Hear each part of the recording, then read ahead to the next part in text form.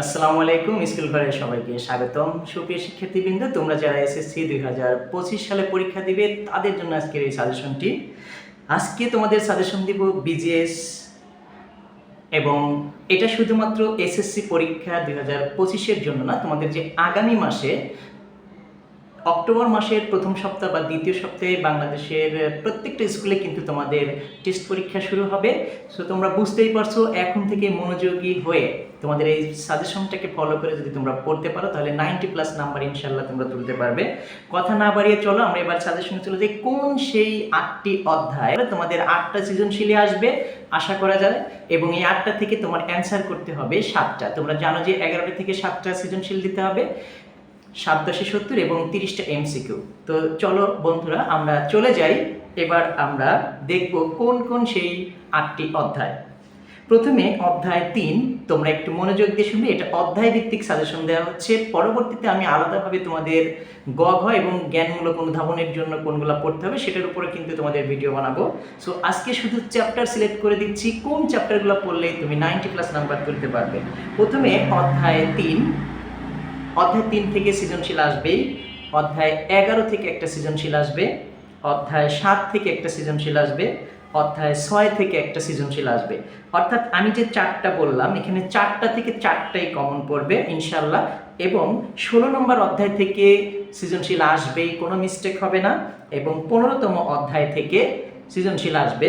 তবে মাঝে মাঝে এই 15 এবং 14 অধ্যায় থেকে ক এবং খ একটু মিক্স করে বানানো হয়। তো 14 নম্বর অধ্যায়টা খুবই সহজ, তো এটা তোমরা পড়তে পারো। তবে 100% 15 অধ্যায় থেকেই তোমাদের সৃজনশীল প্রশ্ন বানানো হবে। তোমরা তো ক খ এর জন্য প্রত্যেকটা চ্যাপ্টারে কিন্তু পড়তে হবে। ক এবং খ এর জন্য বোর্ড প্রশ্নগুলো যেগুলো আসছে বিগত সালে সেগুলো শুধু পড়বে।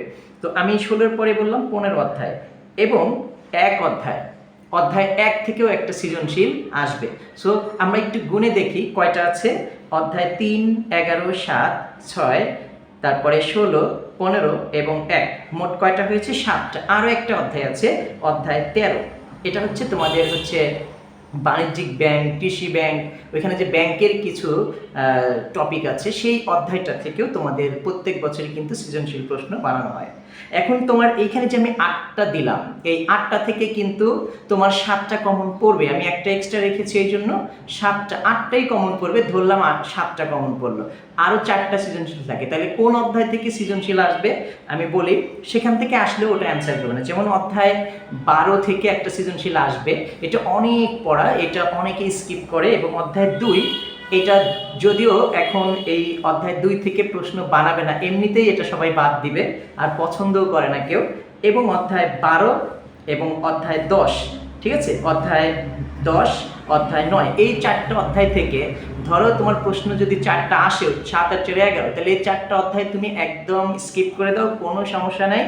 আরও বরং আমি যেই 8টা দিয়েছি, তোমার যদি চাপ হয় 7টা পড়লেও হবে। 3, 11, 7, 6, 16, 15 এবং 1, এই 8টা পড়ো, ইনশাল্লাহ 8টা সৃজনশীল প্রশ্ন কমন পড়ে যাবে। তোমাদের কিন্তু পরবর্তীতে আবার অন্য কোনো বিষয় নিয়ে তোমাদের সাজেশনে আসবো। একদম শর্ট সিলেবাস, শর্টকাট করে কিন্তু তোমাদের সাজেশনটা দেওয়া হচ্ছে।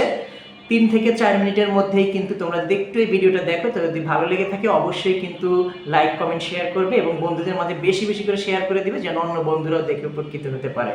সবাই ভালো থেকো, সুস্থ থেকো, আল্লাহ হাফেজ।